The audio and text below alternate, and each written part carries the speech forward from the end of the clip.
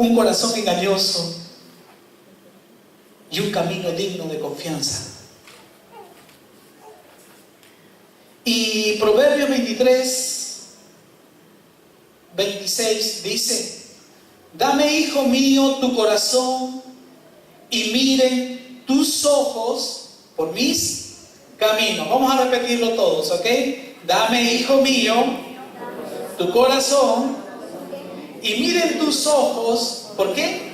Por mis caminos. Ahora quiero que le digas a tu hermano que está a tu lado: ay, qué chichoso eres. Dile.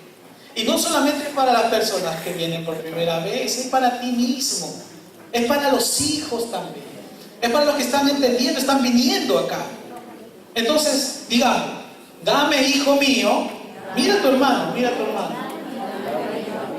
tu corazón, y miren tus ojos por mis caminos. ¿Dónde tienen que estar tus ojos? En la verdad de Dios. Hermano, el hombre está acostumbrado a vivir su propia, entre comillas, verdad, ¿no? Quiere andar en su propia voluntad.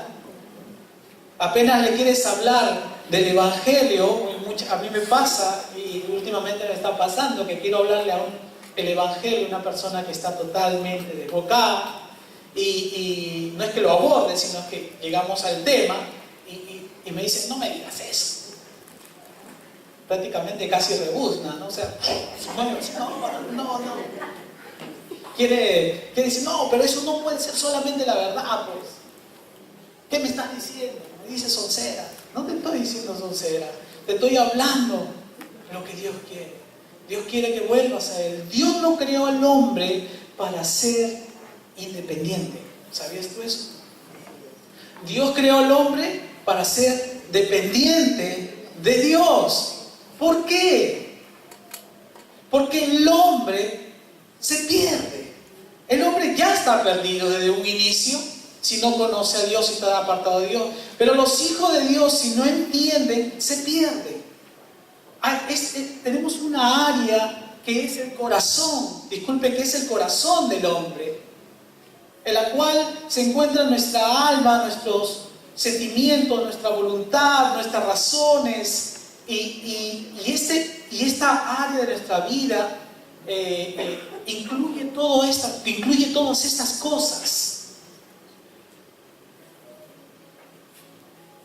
Déjeme decirle que la palabra corazón es una palabra antigua, como también lo es alma, como también lo es espíritu. Y la palabra corazón, si vamos a la etimología, en griego significa cardía. De ahí que viene la palabra, cuando hay una deficiencia del corazón, si no me equivoco, doctora, tú me dices, y le da un paro cardíaco. De ahí viene esa palabra, del griego cardía. Y es que realmente, ¿qué sucede cuando a alguien le da un paro cardíaco? ¿Cuál es el porcentaje, doctora, de los que se salvan de un paro cardíaco? ¿Es 50-50? No se sabe, ¿no? Pero si el paro cardíaco cumple su propósito, de hecho, mata a esa persona. Algo ha pasado con el hombre, algo ha pasado con su interior, algo ha pasado con su corazón. Y es tan importante esta palabra corazón, que yo me puse a buscar y decir por qué es tan importante, por qué cuántas veces Dios nos habla de esta área de nuestro ser, ¿no? Que está dentro de nosotros. Y no estoy hablando del corazón del hombre, ¿no es cierto? El corazón natural del hombre que bombea sangre y que irriga todo nuestro cuerpo. Estamos hablando del corazón que no se ve. Es el corazón que Dios ha puesto dentro de nosotros y de lo cual también brota los sentimientos y el amor y las buenas actitudes, de hecho. Pero la palabra Señor en la Biblia está 47,000 veces. La palabra Jehová 5,840. La palabra hombre 2,791 y la palabra Dios 2,000 veces. Y Jesús 917 veces. Y de ahí viene la palabra corazón 873 veces. La palabra corazón y la palabra corazones 88 veces, casi 1000 veces. Pronunciada la palabra corazón, hay algo que Dios nos quiere decir. Hay algo que nos quiere anunciar y avisarnos. Porque, hermanos, muchas veces, cuando no estamos mirando a Dios, comenzamos a hacer nuestra propia voluntad. Y lo que nos trae nuestra propia voluntad solamente son desgracias, desazones, problemas. Y no le digo solamente a ustedes, yo mismo lo vivo. Y a veces creo que es necesario vivirlo para entender y aprender. ¿Estamos de acuerdo? Entonces, en el corazón es una composición de todas estas partes: alma, mente, emoción, voluntad, intelecto, pensamiento, razón, conciencia. Esta área de nuestra vida es la que Dios nos manda a guardar y cuidarla. Hermano, ¿sabías tú que el corazón piensa?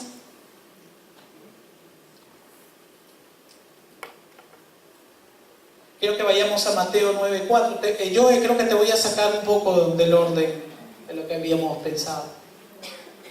Mateo 9:4 dice Jesús: y conociendo los pensamientos de ellos, dijo: ¿por qué pensáis mal en vuestros corazones? La palabra corazón es utilizado en la tradición judía y es conocido como el interior del hombre. El corazón piensa, en el corazón están todas estas cosas. Esta área de nuestro ser interno es lo que tenemos que cuidar. Y el enemigo lo sabe, y de hecho va a ponernos un montón de distracciones para que nosotros no pongamos nuestra mirada y nuestro corazón en las cosas de Dios. No sé si yo solamente lo estoy viviendo o lo he pasado. ¿Lo has pasado? ¿Lo estás viviendo? ¿Te das cuenta que eres vulnerable dentro de ti? ¿Te das cuenta que no puedes confiar en tus propios caminos? ¿Te das cuenta que si tú dejas de mirar a Dios, estás perdido? ¿Confundido? Jeremías 17:9 claramente dice: el corazón, dice, es engañoso más que todas las cosas, y vamos a decirlo todos juntos, ¿sí? ¿Y qué? Y perverso. ¿Quién lo conocerá? ¿Qué es el corazón? Es engañoso. Nuestro ser interior es engañoso más que todas las cosas. Ay, hermano, yo pensaba que mi vecino era el que me estaba engañando, o el que me vende en la esquina. Cada vez que voy a la bodega, siempre me saca algo más de plata, me está mintiendo. No tiene nada que ver con lo que en tu vida cotidiana crees tú que es engañoso. Lo engañoso es tu corazón. Lo engañoso es lo que está dentro de ti. Y es más que todas las cosas. Y si la palabra de Dios nos lo dice, es porque no puedes confiar ya más en ti. Una vez más, dile a tu hermano que está a tu lado: no confíes más en ti.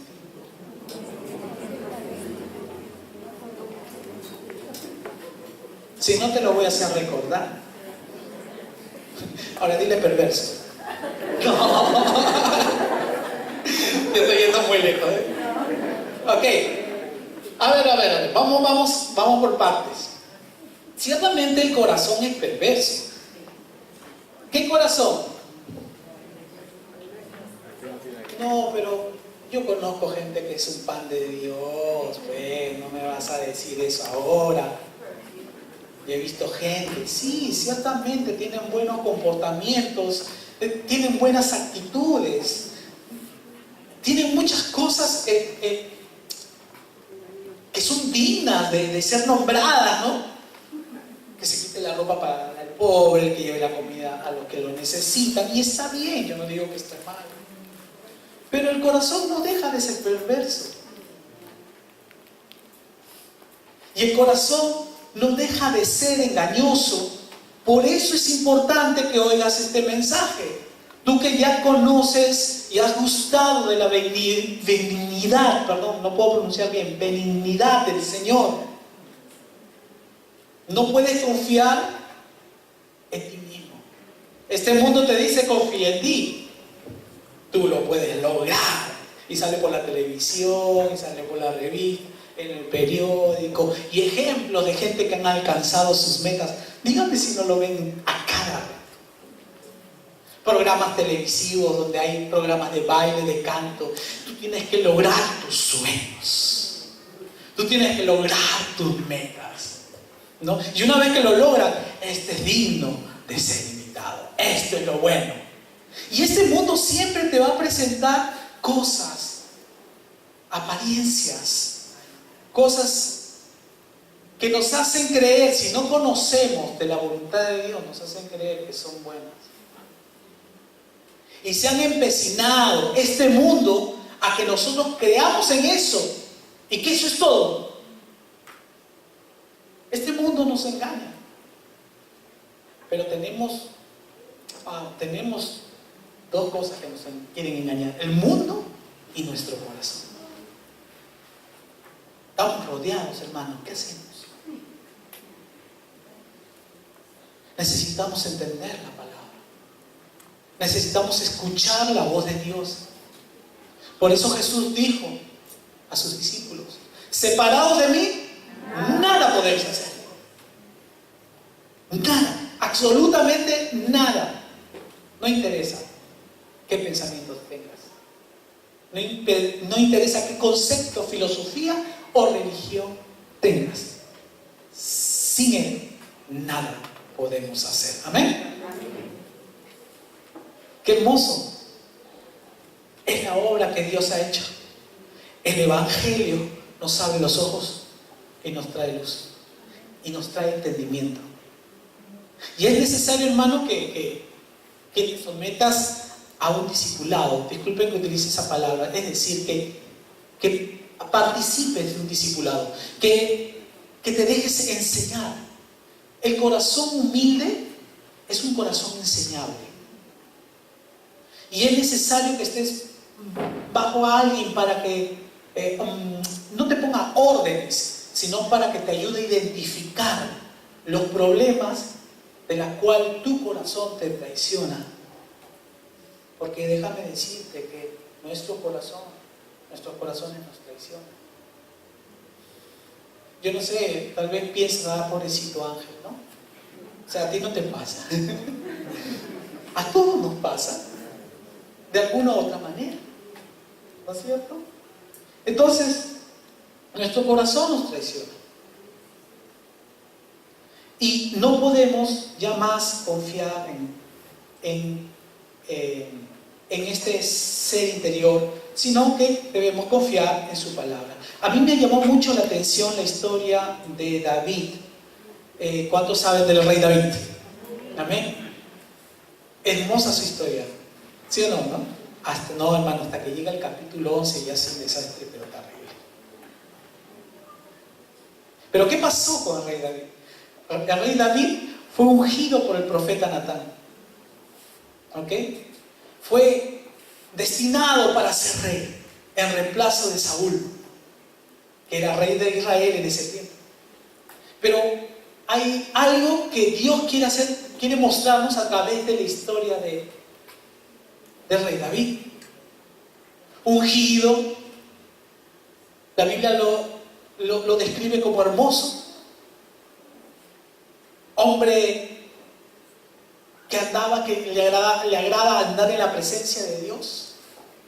Hombre también de guerra, porque creció y se hizo un hombre de guerra. Sacerdote. Y todo el pueblo estaba contento con él, porque cuando hay un buen gobernante, todo el pueblo se alegra. ¿Y qué pasó con el rey David? Llegó un momento en el cual él puso su mirada y su confianza ya no en Dios. Él nunca pensó que él iba a hacer lo que iba a hacer. Y muchos ya saben de lo que estoy hablando. Quiero que vayamos a Samuel, 2 de Samuel 11, y quiero que leamos todos juntos. Vamos a leer rápidamente, ¿ok? 11 dice: aconteció al año siguiente, en el tiempo que salen los reyes a la guerra, que David envió a Joab y con él sus siervos y a todo Israel. Desde ahí empezó, ya estaba empezando tangiblemente, es decir, el hecho de desprenderse de hacer la voluntad de Dios. David tenía que estar en la guerra, tenía que estar en el trabajo, tenía que estar en las cosas que Dios le ha enviado a guardar y cuidar. Y para ello tenía que pelear, era un hombre de guerra. Tenía que estar delante de su ejército para cuidar de Israel, de Judá y del arca, que también estaba al cuidado de él, el arca de la alianza. Pero vamos a continuar con la lectura. Dice: entonces aconteció que al año siguiente, en el tiempo que salen los reyes a la guerra, que David envió a Joab y con él sus siervos y todo Israel, y destruyeron a los amonitas y sitiaron a Rabá. Pero David se quedó, ¿en dónde? En Jerusalén. Siga conmigo. Y sucedió un día que al caer la tarde se levantó David de su lecho y se paseaba sobre el terrado de la casa real, y vio desde el terrado a una mujer que se estaba bañando, la cual era muy hermosa. Envió David a preguntar por aquella mujer, ¿no es cierto? Preguntar por aquella mujer, y le dijeron: aquella es Betsabé, hija de Eliam, mujer de Urías Eteo. Y sabemos que Urías era también un hombre de guerra al servicio de su rey, al servicio de David. Y empieza el primer plan de David. ¿Y cuál era su primer plan? El versículo 4: y envió David mensajeros y la tomó, y vino a él, y él durmió con ella. Luego ella se purificó de su inmundicia y se volvió a su casa. Y concibió la mujer y envió a hacerlo saber a David, diciendo: estoy encinta. Dios santo. Segundo plan, versículo 6: entonces David envió a decir a Joab: envíame a Urías Eteo y a Joab. Y envió a Urías a David. Cuando Urías vino a él, David le preguntó por la salud de Joab. ¿Qué tal Urías? Bueno, como si nada hubiese pasado, ¿no es cierto? ¿Qué tal Urías? ¿Qué tal? ¿Qué dice? ¿Qué de Joab? ¿Cómo está? ¿Cómo está la salud de todos los que han ido a la guerra? ¿No? Una apariencia de amor, una apariencia de cariño, de que se preocupa por sus valientes. Y vamos a continuar. Entonces David envió a decir a Joab: envíame a Urías Eteo. Cuando Urías vino a él, versículo 7, David le preguntó por la salud de Joab y por la salud del pueblo y por el estado de la guerra.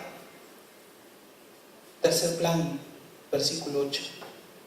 Después dijo David a Urías: desciende a tu casa y lava tus pies. Y saliendo Urías de la casa del rey, le fue enviado presente de la mesa real.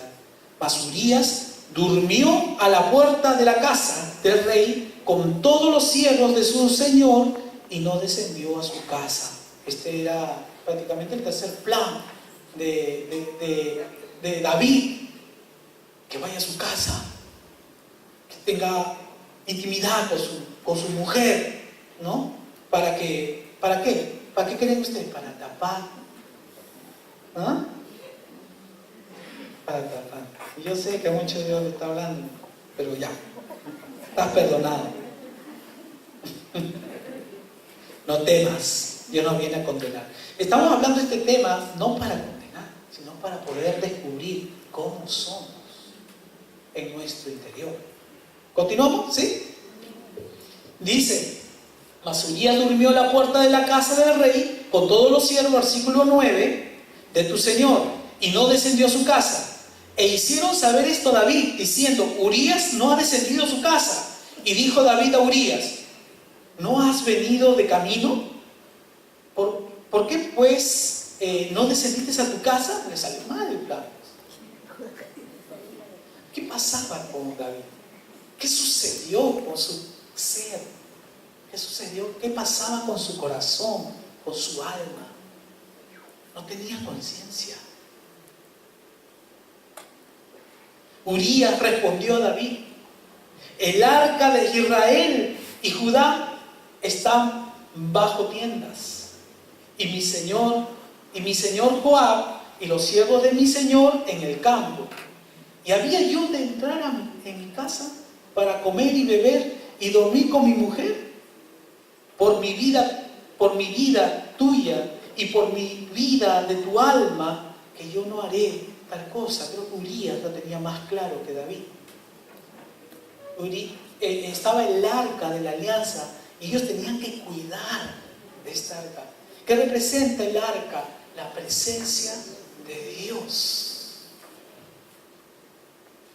El evangelio mismo.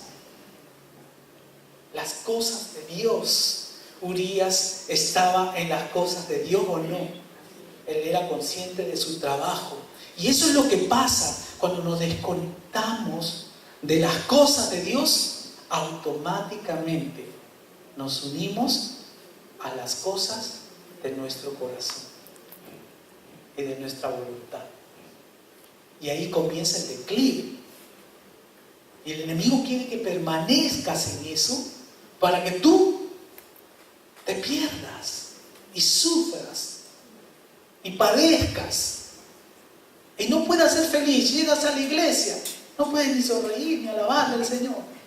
¿Por qué? Porque estás con todo abrumado, con tantos problemas. ¿Por qué? Porque has apartado tu mirada y estás viviendo a tu manera y a tu forma. Vamos a continuar con la lectura.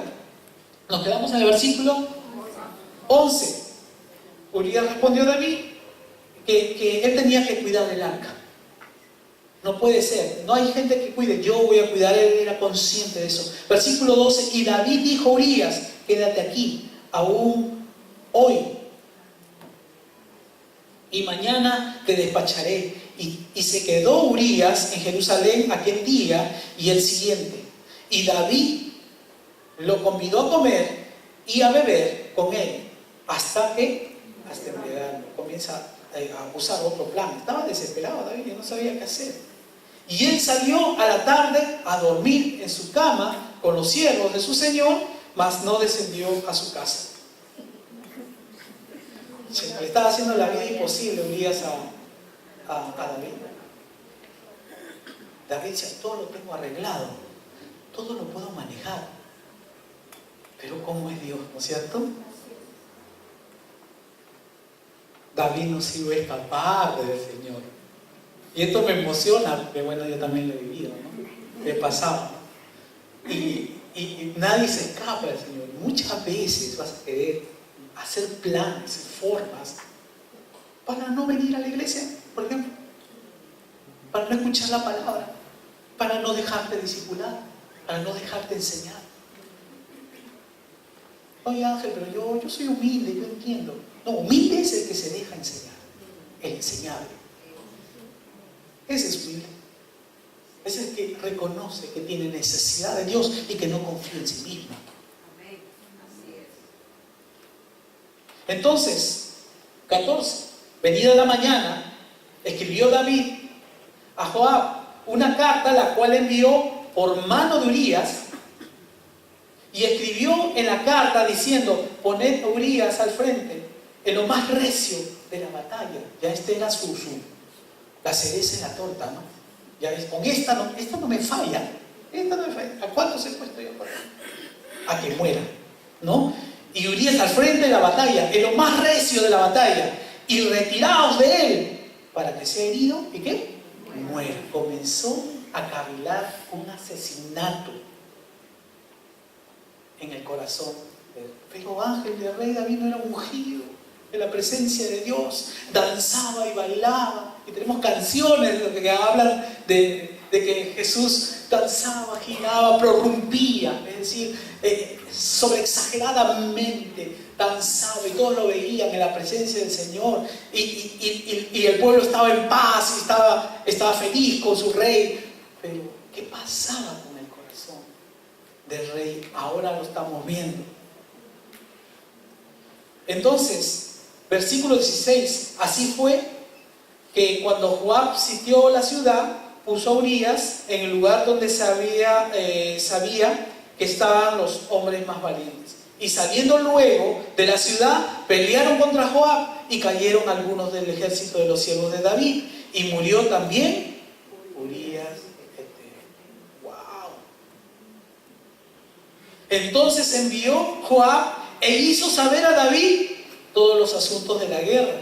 Y mandó al mensajero diciendo: cuando acabes de contar al rey todos los asuntos de la guerra, si el rey comenzara a enojarse y te dijere: ¿por qué os acercasteis demasiado a la ciudad para combatir? ¿No sabéis lo que suelen arrojar desde el muro? De nuevo David queriendo mostrarse bueno, queriéndose mostrar atento a sus guerreros. ¿Quién hirió a Abimelech, hijo de Jerobal? ¿No echó una mujer del muro un pedazo de una rueda de molino y murió en Tebes? ¿Por qué os acercáis tanto al muro? Entonces tú le dirás: también tu siervo Urías Eteo es muerto. O sea, ahí ya creo que se le calmó aparentemente el alma al rey.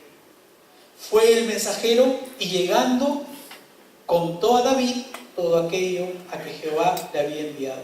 Y dijo el mensajero a David: prevalecieron contra nosotros los hombres que salieron contra nosotros al campo, bien que nosotros le hicimos retroceder hasta la entrada de la puerta. Pero los flecheros tiraron contra tus siervos desde el muro y murieron algunos de los siervos del rey, y murió también tu siervo Urías Eteo. David dijo al mensajero: escucha, así dirás a Joab: no tengas pesar por esto.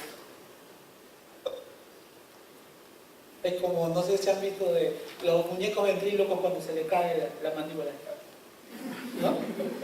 Es bravo, lo que está pasando es fuerte, ¿ok? David, el ungido de Dios, ¿sabes qué Dios dijo de él? Es conforme a mi corazón. Y después vamos a estar hablando un poquito de eso. Pero qué raro, parece contradictorio. David, versículo 25, dijo al mensajero: así dirás a Joab: no tengas pesar por esto, porque la espada consume. Oro a uno, ora a otro, ora a uno, ora a otro. Refuerza tu ataque contra la ciudad hasta que la rindas. Y tú, aliéntale. Oyendo la mujer de Urías que su marido Urías era muerto, hizo duelo por su marido. Y pasado el luto, envió David, la trajo a su casa, y fue ella su mujer, que le dio a luz un hijo. Mas esto que David había hecho fue desagradable ante los ojos de Jehová. Comienza a digerir esto, ¿no? Porque yo comencé a meditar y comenzaba a ver mi corazón también, cómo se porta muchas veces. Bien dice la palabra, creo que lo tengo acá, en Proverbios 3, 5, 8.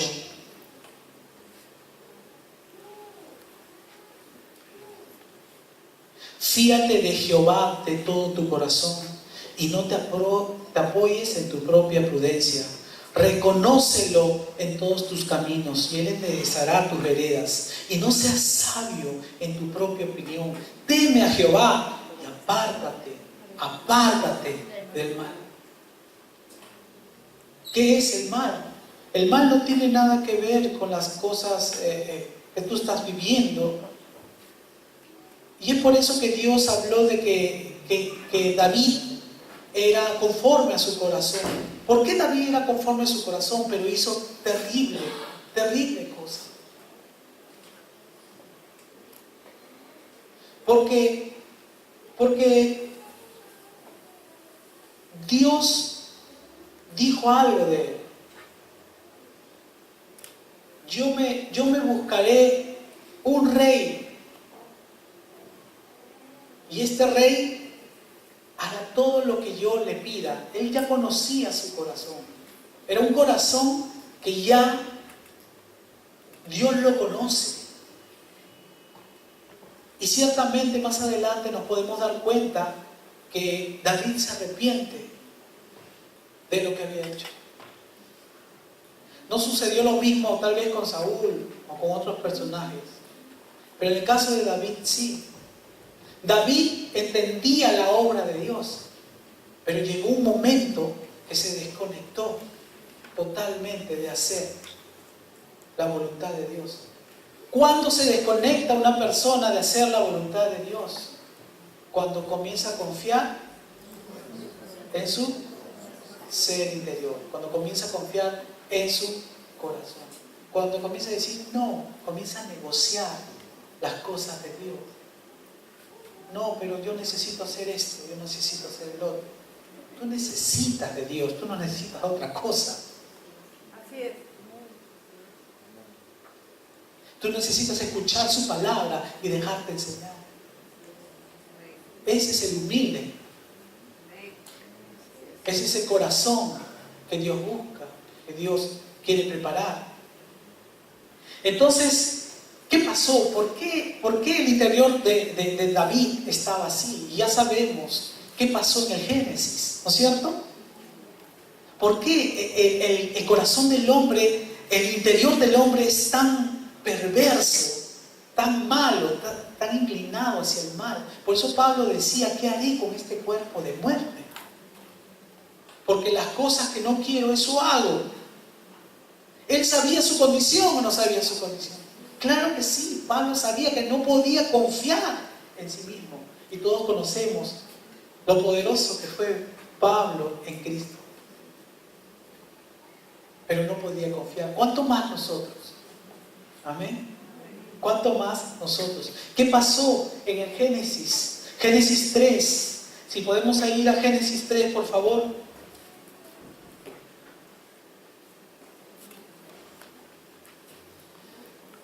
Desde el 1 en adelante. Pero la serpiente era astuta más que todos los animales del campo que Jehová Dios había hecho, la cual dijo a la mujer, con que Dios os ha dicho, no comáis de todo árbol del huerto. La mujer le respondió a la serpiente, del fruto de los árboles del huerto podemos comer, pero del fruto del árbol que está en medio del huerto, dijo Dios, no comeréis.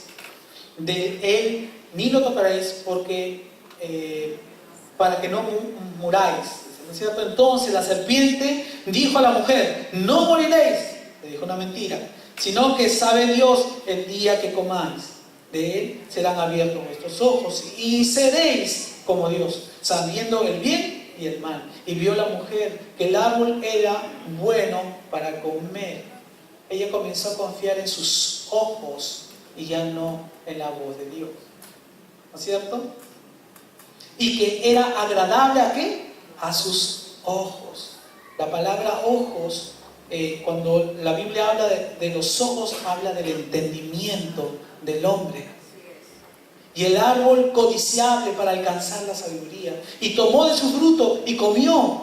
Y dio también a su marido, el cual comió, así como ella. Ella no le hizo el paro. Ella aguanta, ¿qué estás haciendo? No, él ya estaba preparado para recibir. Él ya había planeado todo. Él no fue inocente. La Biblia dice en Oseas y también en el Nuevo Testamento que Adán prevaricó, es decir, hizo las cosas a sabiendas.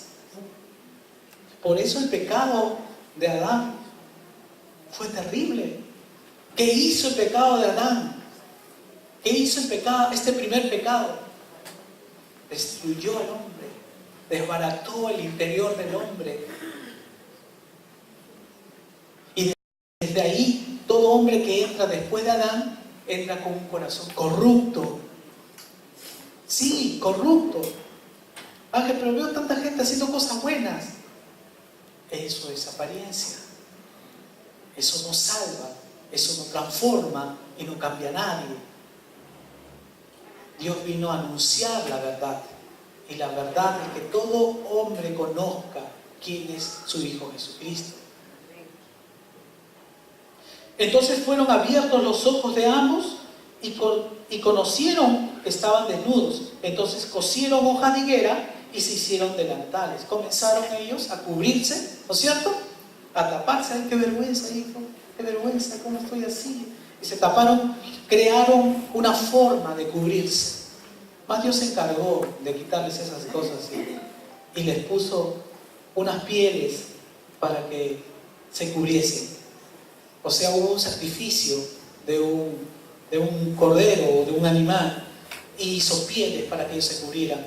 Pues sabemos que eso es sobre figura de aquel cordero que vendría, ¿no es cierto?, a morir en la cruz del Calvario por nuestras vidas, no solamente para cubrirnos, sino para salvarnos y cambiarnos, ¿no? Amén. Entonces, el hombre, a raíz de ese momento, su corazón se perdió y su corazón fue destruido y ya no pudo ver más. Quiero que volvamos a 2 de Samuel, ahora capítulo 12. Estamos entendiendo ahí, ¿no es cierto? Amén.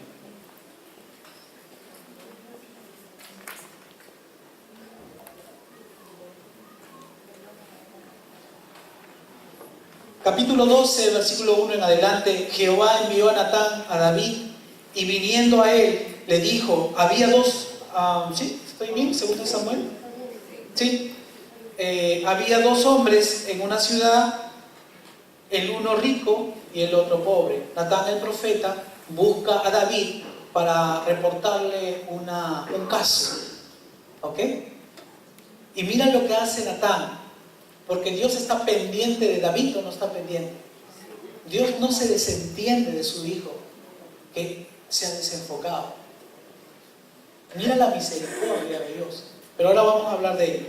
El rico tenía numerosas ovejas y vacas, pero el pobre no tenía más que una sola corderita que él había comprado y criado y que había crecido con él y con sus hijos, juntamente, comiendo de su bocado y bebiendo de su vaso y durmiendo en su seno, y la tenía como una hija. Ahí Dios nos revela el carácter de Urías, ¿no es cierto? Que no solamente era su esposa, su mujer, sino también la cubría como un padre a ella. Y vino uno de camino al hombre rico, y éste no quiso tomar de sus ovejas y de sus vacas para guisar para el caminante que había venido a él, sino que tomó la oveja de aquel hombre pobre y le preparó para aquel que había venido a él. Entonces se encendió el furor de David en gran manera contra aquel hombre y dijo a Natán, vive Jehová, que el que tal hizo es digno de muerte. O sea, de nuevo la apariencia, de nuevo se cubre con hojas de parra. Ver cómo puede esconder su ser, su corazón. Esa es la naturaleza de todo hombre. Y hacemos eso muchas veces. ¿Y qué pasó? Al final, me he quedado en el versículo 5. Entonces se encendió el furor de David en gran manera contra aquel hombre y dijo a Natán, vive Jehová, que el que tal hizo es digno de muerte. Y no solamente dice eso, sino que en el versículo 6 dice, y debe pagar la cordera con 4 tantos, porque hizo tal cosa y no tuvo misericordia. Ahora vamos a ver lo que le dice el profeta. El profeta le dice en el versículo 7, entonces dijo Natán a David, tú eres aquel hombre. Tú eres aquel hombre. Así ha dicho Jehová, Dios de Israel. yo te ungí por rey sobre Israel. Y te libré de la mano de Saúl. Y te di la casa de tu Señor y las mujeres de tu Señor en tu seno. Además te di la casa de Israel y de Judá. Y esto, por si fuera poco, te habría añadido mucho más. Y desde ahí viene toda esa expresión de Dios. ¿Para qué? ¿Para condenar a David? Sino para que David reconozca cómo es él. David había conocido todos los éxitos posibles en su reinado, pero él no conocía su corazón. Él no sabía que podía llegar a ser tan cruel, tan perverso, tan malo. ¿Era necesario que David conociese cómo era su corazón? Sí. ¿Es necesario que tú sepas cómo eres en tu interior? Es necesario. La palabra misma nos va a revelar cómo somos. David experimentó, descubrió lo perverso y lo vil que era su corazón. En Salmos 51, 1, 5 dice: ten piedad de mí, oh Dios, decía David, conforme a tus misericordias, conforme a la multitud de tus piedades, borra mis rebeliones, lávame más y más de mi maldad y límpiame de mi pecado. Porque reconozco mis rebeliones y mi pecado está siempre delante de mí. Contra ti solo he pecado y he hecho lo malo delante de tus ojos. Esconde tu rostro de mis pecados y borra todas mis maldades. Él descubrió lo vil que puede ser su corazón cuando no está en sus labores, cuando no está en lo que tiene que hacer. ¿Qué tenía que hacer David? Tenía que estar en la guerra, tenía que estar cuidando del arca, tenía que estar cuidando de la presencia de Dios, que no hay invasores, estar delante de su ejército, hacer la tarea. Y es cada vez que tú no entiendes esto, que no entiendes que debes hacer la obra del Señor y solo te ocupas en cuanto te fallan, comienzas a vivir una vida de quejas. En vez de alabanza, de tu boca sale quejabanza.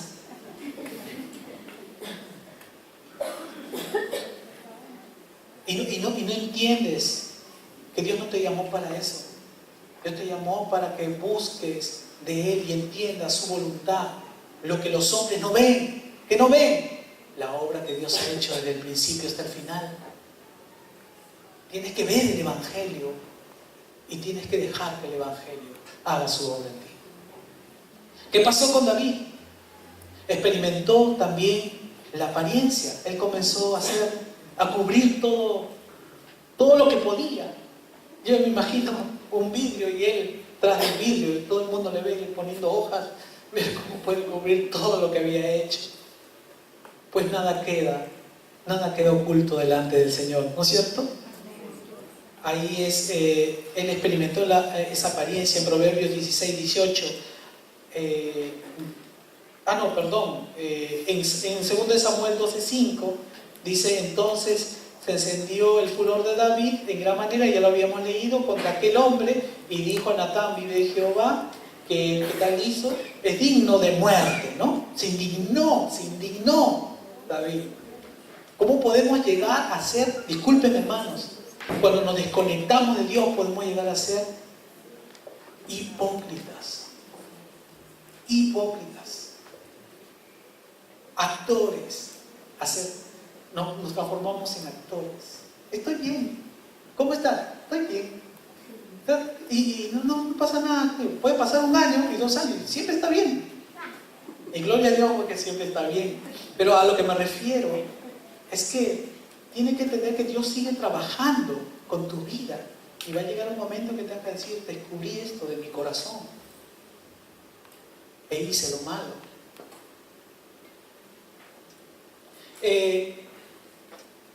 David experimentó el quebrantamiento. Proverbios 16, 18. Antes del quebrantamiento es la soberbia, y antes de la caída, la altivez de espíritu. También David experimentó la misericordia de Dios. Salmos 103, del 8 al 14. Misericordioso y clemente es Jehová, lento para la ira y grande misericordia. No contenderá para siempre, ni para siempre guardará su enojo. No ha hecho con nosotros conforme a nuestras iniquidades, ni nos ha pagado conforme a nuestros pecados. Porque como a la altura de los cielos sobre la tierra,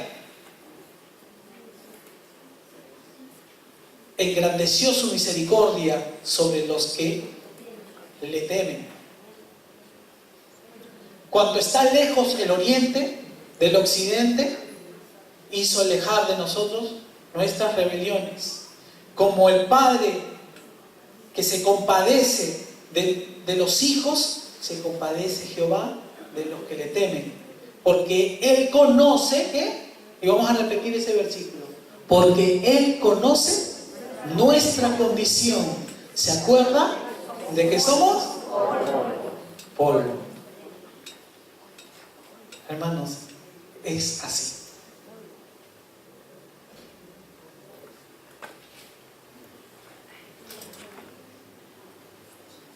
Poderosa palabra del Señor.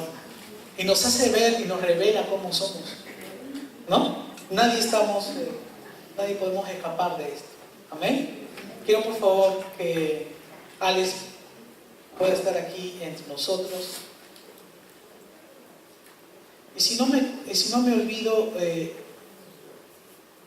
en Job, ¿no? Si no me equivoco, yo es Job 23 o 33. 33, no lo encuentro aquí. Hay algo que tienes que entender. ¿Qué es lo que quiere Dios ahora de ti? ¿Qué es lo que Dios quiere que reconozcas y entiendas? Creo que está en Job. ¿Lo ubicaste, Joel?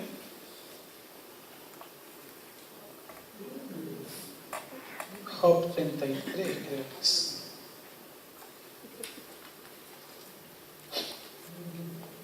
¿Sí? ¿Lo ubicaste, no? Job 33.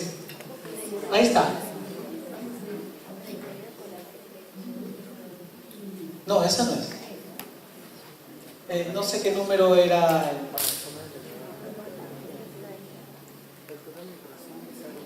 No, tampoco es. Bueno, en Job dice, pervertí lo recto, ¿no?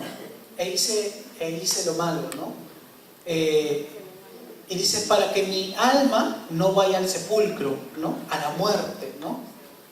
Entonces, qué importante que tú entiendas cómo es tu corazón y que ya nunca más debas confiar en ti, sino en las palabras de Dios. Amén. Vamos a ponernos de pie, vamos a dejarlo ahí.